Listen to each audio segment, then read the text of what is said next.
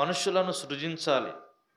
నేలమట్టితో సృజించి మన లక్షణాలను వానిలో పెట్టాలి. మన స్వభావాన్ని వానిలో ఉంచుదామని వారు ముగ్గురు కలిసి మాట్లాడుకొని మనుషుణ్ణి మట్టితోటి తయారు చేశారు. తయారు చేసి దేవుని యొక్క స్వరూపమందు, దేవుని యొక్క పోలికగా, దేవుని యొక్క స్వభావములో మనుష్యుడు నిర్మించబడినట్లుగా మనం చూడగలుగుతాం. సరే, ఈ ఉదయకాలము అసలు దేవుని యొక్క స్వరూపం ఏంటి? దేవుని యొక్క స్వరూపం ఏంటి? మొట్టమొదటి మాటగా మనం జ్ఞాపకం చేయబడ్డప్పుడు దేవుని యొక్క స్వరూపములో యోహాను సువార్త 4వ అధ్యాయము 24వ వచనం. యోహాను సువార్త 4వ అధ్యాయము 24వ భాగాన్ని మనం చదివితే దేవుడు ఎవరై ఉన్నాడు అనే సందర్భాన్ని మనం జ్ఞాపకం చేయబడతాం. దేవుడు ఆత్మ కనుక ఆయనను ఆరాధించువారు ఆత్మతోనూ సత్యముతోనూ ఆరాధించవలెను. దేవుడు ఎవరై ఉంటున్నారంట? ఆత్మయ్య ఉన్న దేవుడు. జ్ఞాపకం పెట్టుకోవాలి, ఆత్మయ్య ఉన్న దేవుడు. ఇంకో మాట కూడా మనం చూద్దాం. రోమీయులకు రాసిన పత్రికలో 1వ అధ్యాయము 20వ వచనం. రోమీయులకు రాసిన పత్రిక 1వ అధ్యాయము 20వ వచనంలో మనం చదివితే ఆయన ఆత్మయే కాదు, చదవండి, ఆయన అదృశ్యుడైన దేవుడు. అదృశ్యుడు, విజిబుల్ అండ్ ఇన్విజిబుల్ అంటే కనపడేటువంటివి, కనబడనటువంటివి. కంటికి కనపడేవి, కంటికి కనబడనివి. ఆత్మ కనపడుతుందా? కంటికి కనిపించం, చూడలేము. ఆత్మను చూడలేము. ఆత్మ ఎలాగుండిద్దో ఎవరు కూడా వర్ణించలేడు. ఆత్మ ఈ రూపంలో ఉండిద్ది, ఈ విధానంలో ఉంటాయి, ఆత్మ ఇలా ఉండిద్ది, మేము చూసామని ఎవడనూ చెప్పలేడు.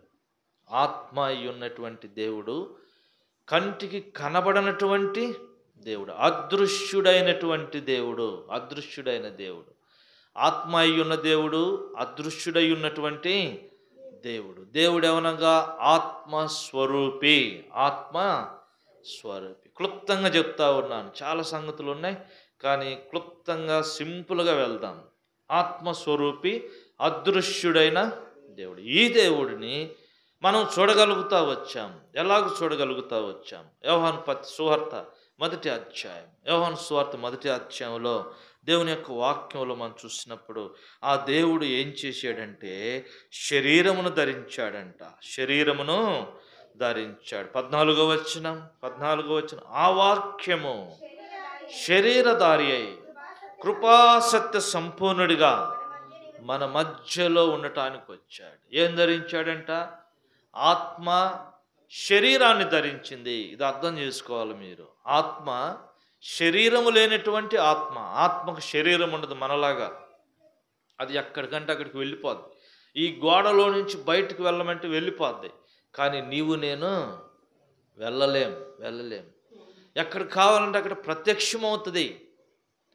ఈ యొక్క ఆత్మ శరీరాన్ని ధరించింది. శరీరమును, రక్తమాంసములు కలిగిన ఈ శరీరమును ధరించి కన్యక మరియ గర్భాన్ని ఎంచుకుంది. ఆత్మ శరీరాన్ని ధరించి లోకానికి రావాలంటే ఏదో ఒక సాధనం ఉండాలి, ఒక గర్భంలో నుంచి రావాలి. దేవుడు అనాదికాల సంకల్పం, ఇదిగో కన్యక గర్భవతి అయి కుమారుని కనును. పరమాత్ముడైన దేవుడు లోకం యొక్క కళ్యాణార్థమై కుమారుడిగా ఈ లోకానికి వచ్చాడు. ఒక పరిశుద్ధమైన గర్భం కావాలి, పరిశుద్ధమైన గర్భం. ఆ దినాలలో ఇశ్రాయేలు ప్రజలు యవన కన్యలు వివాహం చేసుకోకుండా అలా ఉండిపోయేవాళ్ళంట. ఎందుకంటే ఆ దేవాతి దేవుడు నా గర్భములో ఉద్భవించాలా, ఆ దేవాతి దేవుని 9 మాసాలు నేను మోయాలి, ఆ దేవాతి దేవునికి నేను మరి గర్భాన్ని ఇవ్వాలి, నా ద్వారా ఈ లోకానికి దేవుడు ప్రవేశపెట్టబడాలి కదా. అద్భుతమైనటువంటి సంగతి. మరి అలాంటి దేవుని మోయగలిగేటువంటి గర్భము పరిశుద్ధమైనదిగా, పవిత్రమైనదిగా ఉండాలి. ఆ వేల మంది, లక్షల మంది కన్యలలో దేవుడు మరియను ఎంచుకున్నాడు. అంటే ఆ ఉన్నటువంటి కన్యలందరిలో కల్లా మరియా పవిత్రమైనదిగా దేవుడు చూడగలుగుతూ వచ్చాడు, పరిశుద్ధమైనదిగా చూడగలుగుతూ వచ్చాడు. ఆ దినాన దేవుని యొక్క దూత వచ్చి తనతో మాట్లాడినప్పుడు, ఇది ఎలా జరుగుతుంది, నాకు వివాహమే కాలేదో, నేను పురుషుణ్ణి ఎరుగని దానను, నేను ఎలాగూ గర్భవతిని అవుతాను అంటే అక్కడ చెప్తుంది దేవుని యొక్క దూత, నువ్వు పురుషుని ఎరుగుడు ద్వారా కలిగే గర్భం కాదు. రెండు శరీరాలు కలసుట ద్వారా పుట్టేటువంటి పిల్లలు కాదు. దేవాతి దేవుడే ఆత్మయై ఆయన నీ గర్భంలోనికి రావాలని ఎంచుకుంటూ వచ్చాడు. ఆత్మయ్య ఉన్నటువంటి దేవుడు నీ గర్భాన్ని ఎంచుకున్నాడు. ఆయన నీ గర్భంలో ఉద్భవించబోతా ఉన్నాడు. ఈ సంగతి ఎరిగి ఆయన అప్పటికి ప్రదానం చేయబడింది, నిశ్చితార్థం అయిపోయింది మరియమ్మకి. యోసేపు ఏం చేశాడంటే అవునా అని చెప్పేసి ఆమెను రహస్యంగా వదిలిపెట్టాలనుకున్నాడు. రహస్యంగా ఇదేంది పెళ్లి కాకముందే ఏమో గర్భాన్ని ధరించింది అని చెప్పేసి రహస్యంగా వదిలేయాలనుకుంటే దేవుడు మళ్ళీ యోసేపును దర్శించాడు. యోసేపు స్వప్నంలో దేవుని యొక్క దర్శనము మరి అలాంటిది కాదు. దేవుడే నేనే ఆమె గర్భంలోనికి ప్రవేశించాను, నువ్వు నిశ్చితంగా ఉండమని చెప్తూ వచ్చినాడు. కనుకనే ఒక శరీరమును దేవుడు ఈ లోకానికి రావడానికి ఒక గర్భాన్ని ఎంచుకుంటూ వచ్చాడు. అందుకని మరియమ్మను గురించి రాయబడింది, దయాప్రాప్తురాల నీకు శుభము దేవుని యొక్క దయకు ప్రాప్తురాలుగా చేయబడుతూ వచ్చింది. కనుకనే మొదటి తలంపు ఏంటంటే దేవుడు ఆత్మగా ఉన్నాడు. ఆయనను ఆరాధించువారు కూడా ఆత్మతోనూ సత్యముతోనూ ఆరాధించాలి. అందుకనే నికోదేము అనేటువంటి ఒక ఇలాగున వాక్యం చెప్పేటువంటి ఒక వ్యక్తితో 70 సంవత్సరాల పైన ఉన్న వ్యక్తితో ఈ దేవుడు ఈ విధంగా మాట్లాడుతూ వచ్చాడు. ఒకడు ఆత్మ మూలముగాను నీటి మూలముగాను తిరిగి జన్మించకపోతే వాడు దేవుని రాజ్యములో ప్రవేశింపలేడు. ఈనాడు నీవు నేను శారీరకంగా జన్మించాము, అయితే ఆత్మ సంబంధమైన జన్మ ఉంది. ఆత్మ సంబంధమైన జన్మ అది ఎలాగును నమ్మి బాప్తిసము పొందినవాడు, ఇది ఆత్మ సంబంధమైన జన్మ. ఇప్పుడు ఆత్మ సంబంధమైన జన్మ ద్వారా దేవుని యొక్క ఆత్మ మనలో నివసిస్తూ ఉంది. కనుకనే ఆత్మతో సత్యముతో ప్రభువుని ఆరాధించాలి. ఆయన అదృశ్యుడైనటువంటి దేవుడు, ఆయన ఆత్మరూపంలో ఉన్న దేవుడు. అయితే దేవుడు ఏం చేశాడంటే తన కుమారుణ్ణి పాప శరీరాకారములో ఈ లోకానికి పంపాడంట. చూద్దాము, ఇంకొక మాట కూడా చదువుతాము చూడండి. రోమిలకు రాసిన పత్రిక 8వ అధ్యాయము 4వ వచనం. రోమిలకు రాసిన పత్రిక 8వ అధ్యాయం 4వ వచనం మనం చదివితే దేవుడు తన కుమారుణ్ణి పాప శరీరాకారములో ఈ లోకమునకు పంపుతూ వచ్చాడు. చదవండి ఒక మాట. ఆత్మను అనుసరించే నడుచుకొనుచున్న నీతి విధి నెరవేర్చబడవలనని పాప పరిహారము నిమిత్తము దేవుడు తన స్వంత కుమారుణ్ణి పాప శరీరాకారములో లోకానికి పంపి ఆయన శరీరమందు పాపమునకు శిక్ష విధించబడింది. ఈ విషయం జ్ఞాపకం పెట్టుకోవాలి. పాపము చేసిన వాడు మనుషుడు, కానీ శిక్షింపబడాల్సింది ఎవరు? ఎవడైతే పాపము చేశాడో వాడే శిక్షింపబడాలి. కానీ దేవుడు ఏం చేశాడో తెలుసా? పాపమునకు శిక్ష విధించాడు, కానీ మనిషికి శిక్ష విధించలేదు. ఆ శిక్ష ఎవరి మీద పడిందంట? తన మీద మోపుకుంటూ వచ్చాడు. అందుకని యోహాను సువార్త 1వ అధ్యాయం 29లో అంటాడు, ఇదిగో లోక పాపములో మోసుకొని పోవు దేవుని గొర్రెపిల్ల. రోమిలకు రాసిన పత్రికలు మనం చూద్దాం. కాబట్టి ఇప్పుడు క్రీస్తు యేసునందు ఉన్నవానికి ఏ శిక్షావిధి లేదు. క్రీస్తు యేసునందు ఉన్నవానికి ఏ శిక్షావిధి లేదు. కారణం ఏంటంటే ఆ శిక్ష అంతటిని ఆ యొక్క కుమారుడి మీద మోపబడింది, ఆ గొర్రె పిల్ల మీద మోపబడి. అందుకని యెషయా గ్రంథం 53వ అధ్యాయంలో మనం చదివితే ఆయన మన అపరాధముల నిమిత్తము గాయపరచబడాడు, ఆయన మన దోషముల కొరకై కొట్టబడుతూ వచ్చాడు, మన సమాధానార్థమైన శిక్ష అతని మీద పడెను, అతడు పొందిన దెబ్బల చేత మనకి స్వస్థత కలుగుతుంది. కనుక ఉదయకాలము దేవుని యొక్క మొదటి గుణలక్షణం ఏంటంటే ఆయన ఆత్మయ్యున్న దేవుడు. అందుకనే ప్రభువుని ఆరాధించాలి. ప్రభువా, నువ్వు ఆత్మయ్యున్న దేవుడు, నన్ను కూడా ఆత్మీయుడిగా చేశావు, నాకు కూడా తిరిగి ఆత్మ జన్మను ఇస్తా వచ్చావు, ఆత్మీయంగా తిరిగి జన్మించడానికి మీ ద్వారా కృపణిస్తా వచ్చావు. అందుకొరకే మీకు వందనాలని ప్రభువుని ఆరాధించే వారంగా ఉండాలి. రెండో మాటకు చూద్దాము. యోహాను పత్రిక 4వ అధ్యాయం, మొదటి యోహాను పత్రిక 4వ అధ్యాయము 16వ వచనం. మొదటి యోహాను పత్రిక 4వ అధ్యాయం 16వ వచనంలో దేవుని యొక్క లక్షణము, మన ఎడల దేవునికున్న ప్రేమను మనం ఎరిగిన వారమై దానిని నమ్ముకొని ఉన్నాము. దేవుడు ప్రేమ స్వరూపి. మొదటి స్వరూపం ఏందంట? ఆత్మస్వరూపం మొదటిది. ఆ రెండో స్వరూపం ఏంది? ప్రేమ. ప్రేమ ప్రేమ స్వరూపుడు. అందుకని యోహాను సువార్త 3వ అధ్యాయం 16వ వచనంలో అంటాడు, దేవుడు లోకమును ఎంతో ప్రేమించాడంట. ఎంతో, ఎంత అంటే తూకం పెట్టలేనంత చెప్పడానికి వెలకట్టలేనటువంటి ప్రేమను దేవుడు మన ఎడల చూపాడు. ఎంతగా ప్రేమించాడంటే తన సమస్తమును వదిలిపెట్టాడు, దాసుని రూపమును ధరించాడు. ఫిలిప్పీలకు రాసిన పత్రికలో మనం చదువుతాం ఆ మాట. రండి, ఫిలిప్పీలకు రాసిన పత్రిక 2వ అధ్యాయము. ఫిలిప్పీలకు రాసిన పత్రిక 2వ అధ్యాయము 6వ వచనం. ఆయన దేవుని స్వరూపమయ్యుండి దేవునితో కూడట భాగ్యమును ఎంచుకోలేదు, కానీ మనుషుని యొక్క పోలికను ధరించాడు, దాసుని రూపం ధరించాడు. చూడండి, దేవుని రూపాన్ని వదిలిపెట్టి దాసుని రూపాన్ని ధరించాడు. దేవుని పోలికను వదిలిపెట్టి దాసుని పోలికను వచ్చాడు.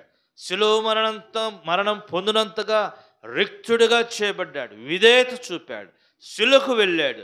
నీ కొరకై నా కొరకై తన ప్రాణమును అర్పించాడు. యోహాను సువార్త 10వ అధ్యాయం 11వ వచనంలో అంటాడు, నేను గొర్రెలకు మంచి కాపరి తన గొర్రెల కొరకై ప్రాణము పెట్టి. ఎంతగా ప్రేమించాడంటే ఒకవైపున తనకున్నదంతా వదిలిపెట్టాడు, ఏది కూడా తన కొరకై ఉంచుకోలేదు, అదంతా మన కొరకై ఖర్చు చేశాడు. చివరికి ఖర్చు చేయాల్సింది ఇంకోటి ఉంది. ఏంటి అంటే, ఆయన ప్రాణము పెట్టకపోతే అంత ఖర్చు చేసినా, అంత తగ్గించుకున్నా, అన్నిటిని వదులుకున్నా నీకు నాకు విమోచన కలగలేదు. దాన్ని బట్టి ఏమర్థమవుతుందంటే, అంతటిది మన పాప భారం, అది వెళ్ళకట్టలేనటువంటిది. అందుకని ఆయన ఏం చేశాడంటే తన ప్రాణమును మన కొరకే అర్పించాడు. అందుకని కీర్తనకారుడు అంటాడు, వారి ప్రాణ విమోచన క్రయధనము బహు గొప్పది, అది అన్నట్టుకు తీరక అలాగూ ఉండవలసిందే. తీర్చలేని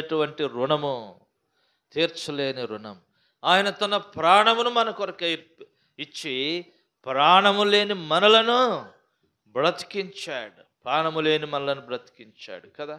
అందుకొరకే ప్రభువును ఆరాధించాలి. ఆయన ప్రేమ స్వరూపి అయిన వాడు, ఆయన నిన్ను నన్ను ప్రేమించినవాడు. ఆయన నీ ఎడల నా ఎడల తన ప్రేమను వెల్లడిపరిచాడు. ఎలాగ వెల్లడిపరిచాడంట? ఎప్పుడు వెల్లడిపరిచాడంట? రోమిలకు రాసిన పత్రిక 5వ అధ్యాయము. రోమిలకు రాసిన పత్రిక 5వ అధ్యాయంలో మనం చదివితే దేవుడు తన ప్రేమను వెల్లడిపరుచు ఉన్నాడు. ఎట్లనగా,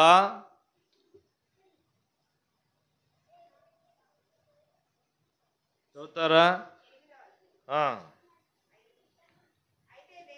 8వ అధ్యాయమా? 5వ అధ్యాయం 8వ వచనం. అయితే దేవుడు మన ఎడల తన ప్రేమను చూపుతా ఉన్నాడు. ఎలాగూ చూపుతున్నాడంట? ఎప్పుడు చూపాడంట? చదవండి. ఎట్లనగా మనం ఇంకనూ పాపులంగానే ఉండగా క్రీస్తు మన కొరకై చనిపోయాడు. తన ప్రేమను మాటలతో చూపించలే, క్రియారూపకంగా చూపుతా ఉన్నాడు. క్రియల ద్వారా. చాలా పర్యాయాలు మన జీవితంలో మాటలకు మాత్రమే పరిమితం అవుతాం. దేవుని యొక్క ప్రేమను మనం చూపించలేము ఇతరుల ఎడల దేవుని ప్రేమను మనము చూపించలేము. కానీ దేవుడు మాత్రము పాపులమైన మన ఎడల తన ప్రేమను చూపాడు. ఎట్లా చూపాడంటే, మనం ఇంకను పాపులమై ఉండగా. అందుకనే మార్కు 2:17 అంటాడు, నేను పాపులనే పిలవచ్చుతిని. నీతిమంతుడు లేడు, ఒక్కడును లేడు, మనం ఎరుగుతాం.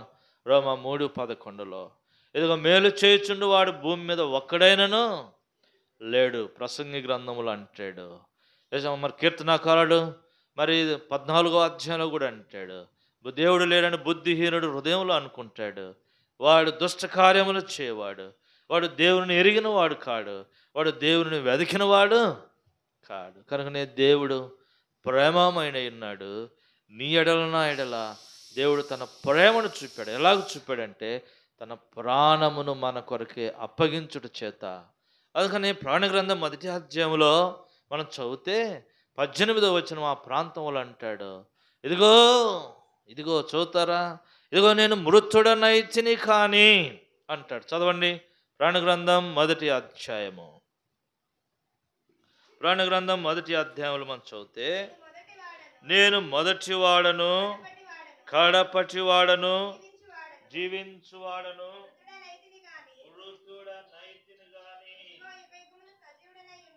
మృతుడనైతిని గాని ఇదిగో యుగ యుగములు సజీవుడనై ఉన్నాను కదా. సజీవుడైన దేవుడు నీ కొరకే నా కొరకే మరణానుభవం గుండా వెళ్తూ వచ్చాడు. ఎందుకు అంటే పాపులమైన మనల్ని ప్రేమించాడు. ఆయన మరణించకపోతే మనకు జీవం రాదు. ఆయన జీవించి ఉంటే మనం చనిపోతాం. కనుక ఆయన జీవించుట మాని మరణించాడు మన కొరకై. ఆ జీవాన్ని మనలోనికి ప్రవేశింపజేసాడు. కానీ ఇంకా తలంపులు ఉన్నాయి, ముందుకు వెళ్దాము. రెండవ తలంపు ఏంటంటే దేవుని యొక్క రూపం ఏందంట, ప్రేమ స్వరూపము. మొదటి రూపము ఆత్మస్వరూపి, రెండవది ప్రేమ స్వరూపి. మూడవ రూపము యోహాను సువార్త 14వ అధ్యాయము. యోహాను సువార్త 14వ అధ్యాయము 16వ వచనం. యోహాను సువార్త 14వ అధ్యాయం 16వ వచనంలో మనం చదివితే, నేను తండ్రిని వేడుకొందును మీ యొద్ద ఎల్లప్పుడూ ఉండుట కొరకు ఆయన వేరొక ఆదరణకర్తను అనగా సత్య స్వరూపియగా ఆత్మను మీకు అనుగ్రహించు. మూడవ రూపం ఏందంట, సత్యము. సత్యము కదా. కొంతమంది పేర్లు పెట్టుకుంటారు సత్యము అని. ప్రభువారు అంటాడు, యేసు నేనే మార్గమును సత్యమును. 14వ అధ్యాయం 6వ వచనం, అదే అధ్యాయంలోని 6వ వచనం. యేసు నేనే మార్గమును సత్యమును జీవమునై ఉన్నాను. మూడవ స్వరూపం ఏంది అంటే సత్యస్వరూపుడు. సత్యస్వరూపుడు మన జీవితాల్లో మనం చూసినప్పుడు ఇంకొక మాట కూడా చదువుతామా, అదే యోహాను సువార్త 15వ అధ్యాయము 26వ వచనం. 15వ అధ్యాయం 26వ వచనం, తండ్రి యొద్ద నుండి మీ యొద్దకు నేను పంపబోవు ఆదరణకర్త అనగా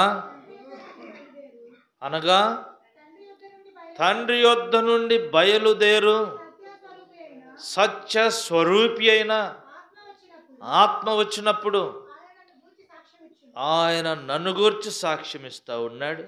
ఆయన మనలను ఆదరించేవాడు. ఆయన మనలను సర్వ సత్యములోనికి నడిపించేవాడు. సర్వ సత్యములోనికి నడిపించేవాడు. అందుకనే దేవుని యొక్క వాక్యంలో ఇంకొక మాటను కూడా దీనికి అనుసంధానంగా నేను జ్ఞాపకం చేయాలని ఆశపడతా ఉన్నాను. ఏంటిది ఆ మాట అంటే, రండి యోహాను సువార్త 8వ అధ్యాయము.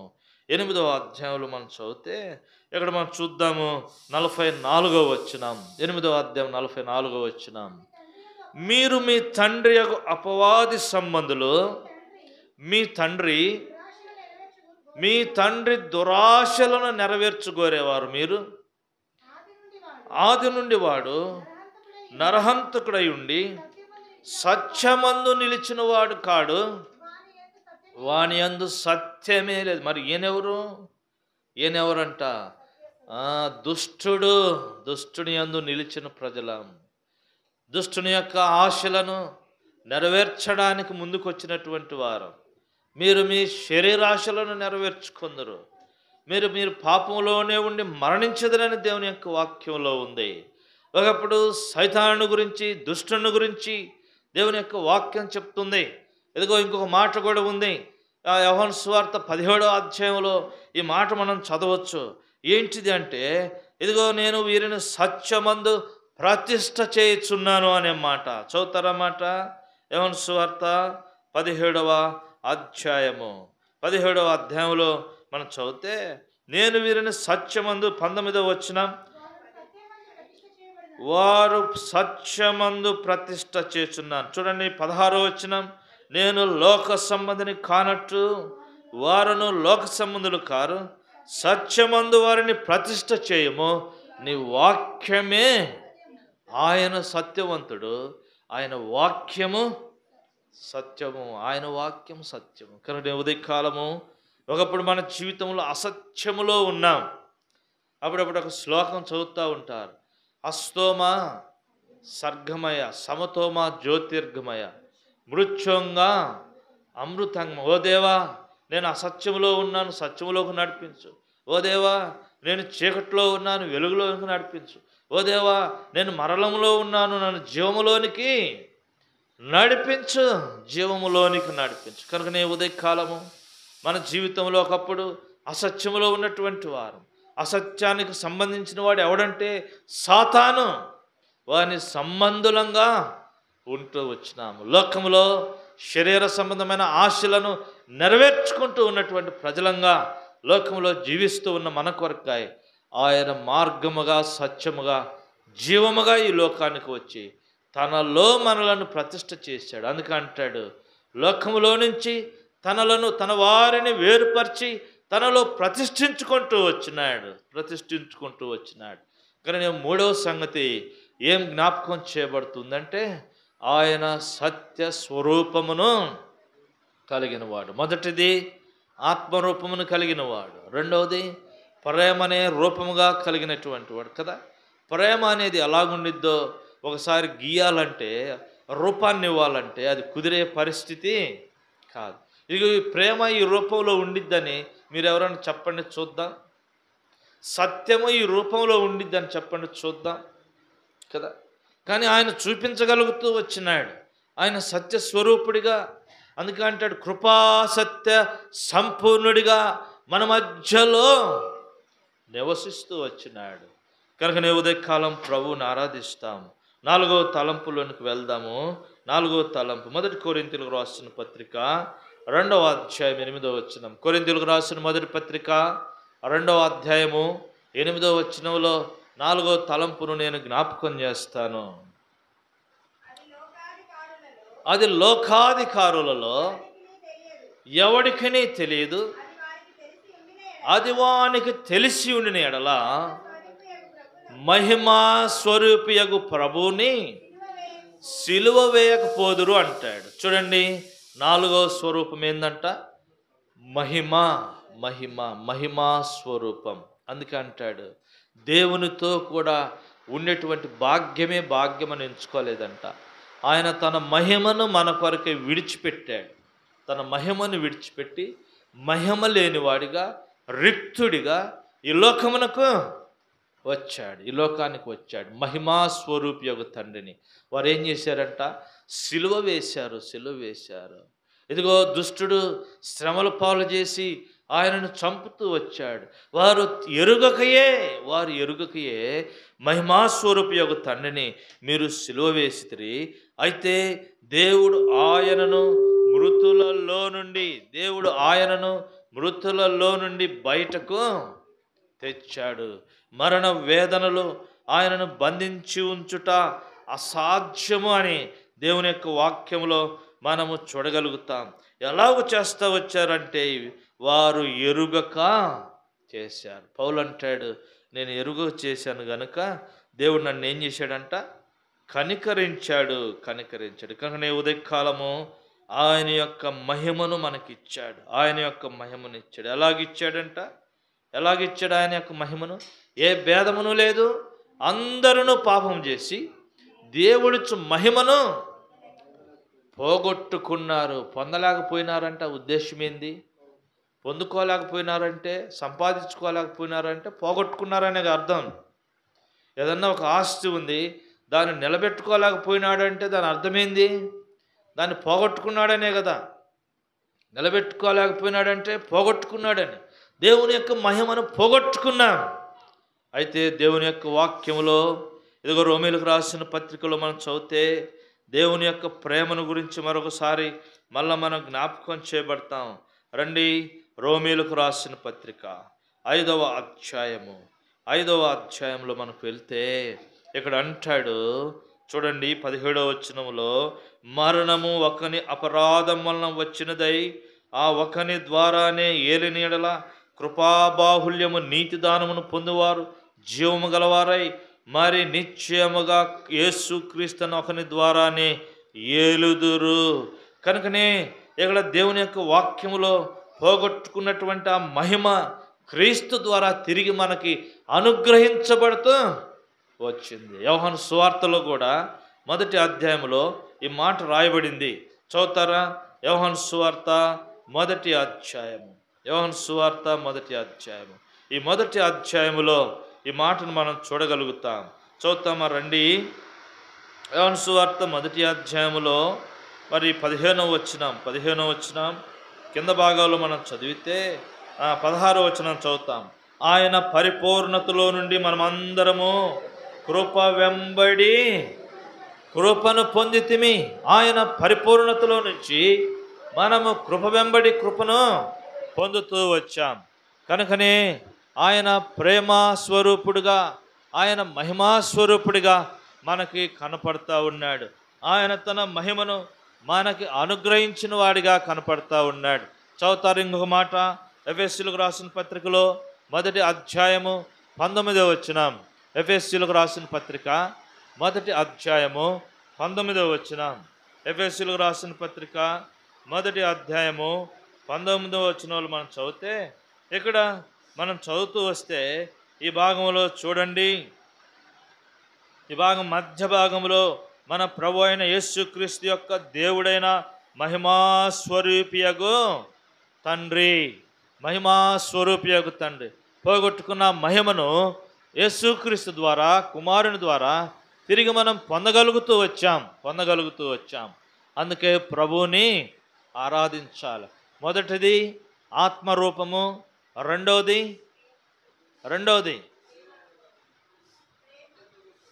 మొదటిది ఆత్మస్వరూపి, 2 ప్రేమ స్వరూపి, 3వది సత్యస్వరూపి, 4వది మహిమా స్వరూపి, 5వది సంగతి చూద్దాం. 5వ సంగతి చూద్దామా మాట. 5వది యోహాను సువార్త 17వ అధ్యాయము 25వ వచనం. యోహాను సువార్త 17వ అధ్యాయము 25వ వచనం. యోహాను సువార్త 17వ అధ్యాయం 25వ వచనం.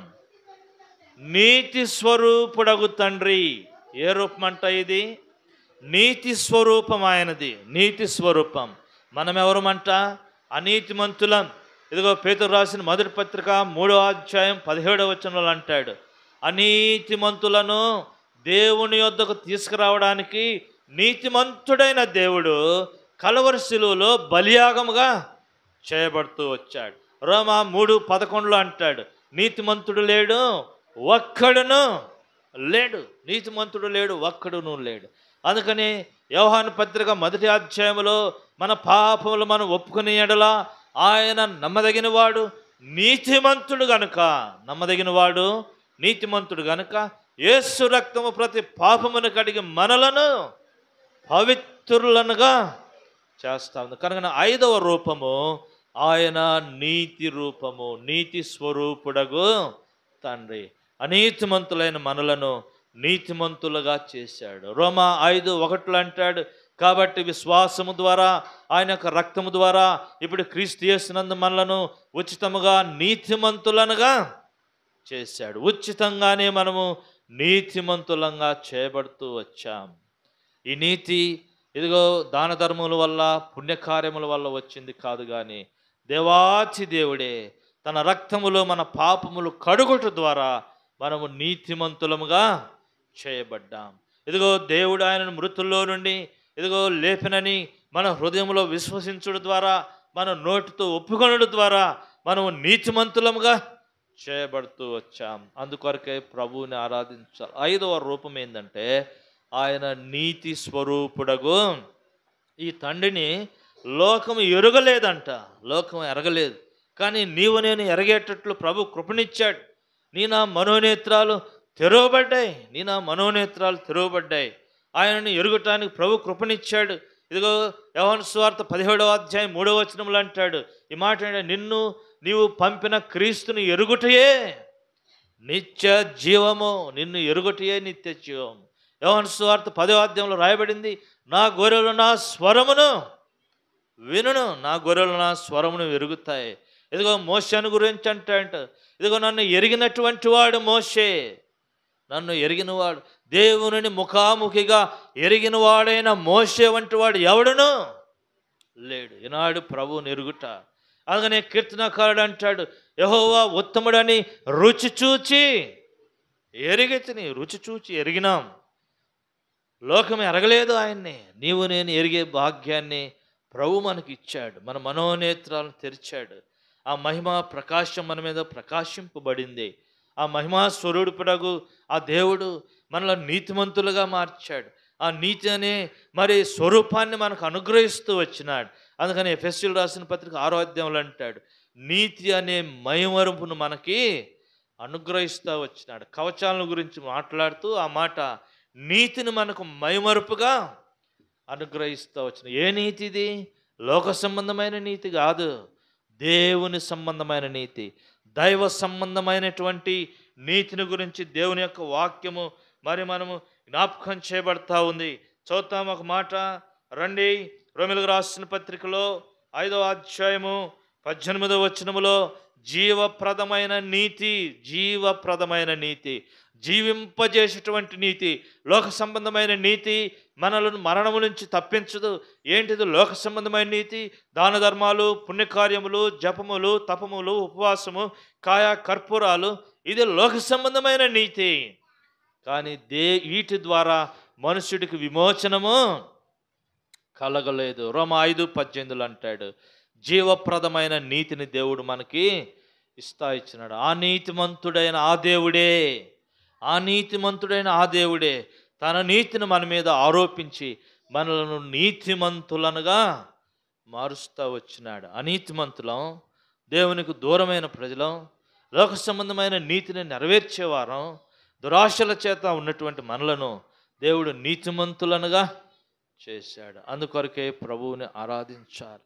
6వ రూపం ఏంటి? దేవుని యొక్క 6వ రూపాన్ని చూద్దాము రండి.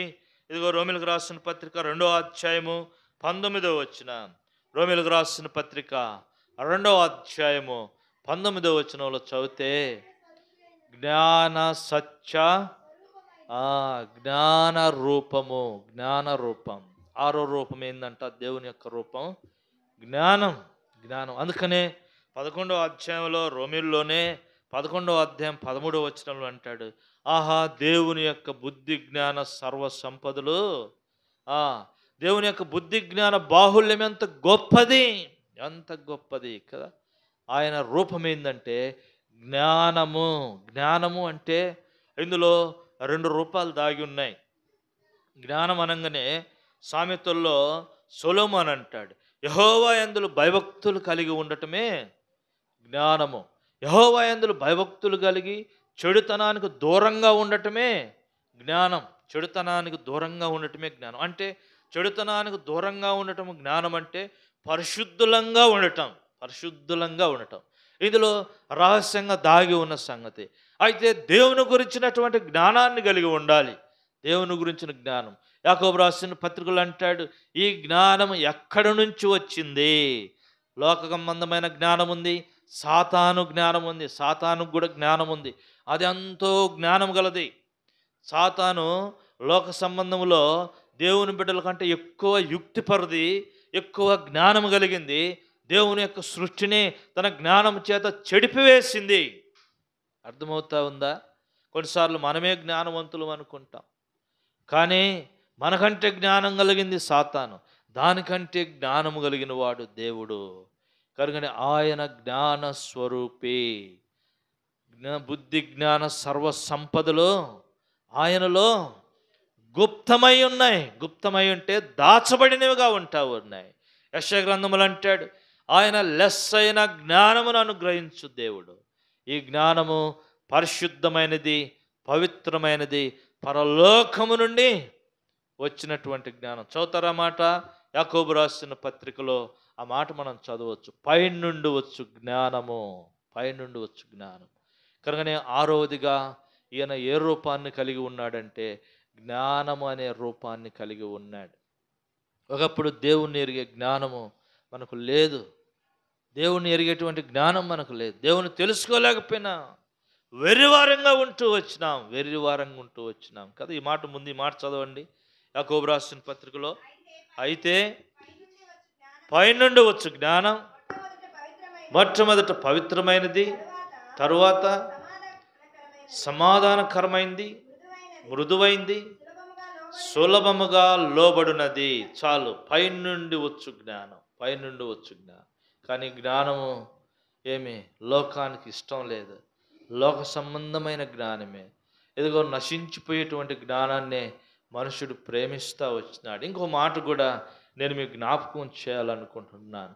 ఈ యొక్క జ్ఞానము కదా ఎక్కడి నుంచి తీయబడింది? పరలోకం నుంచి పంపబడింది. అది మృదువైందిగా మనకి కనపడుతూ ఉంది. ఇదిగో ఇంకో మాట మనం చదివితే అక్కడే ఉంది కదా, దేవుని యొక్క బుద్ధి జ్ఞాన సర్వసంపదలు ఆయనలో దాగి ఉన్నాయి. యెషయా గ్రంథంలో జ్ఞాపకం చేశాను. ఇదిగో లెస్సైన జ్ఞానమును ఆయనకి అనుగ్రహించబడింది.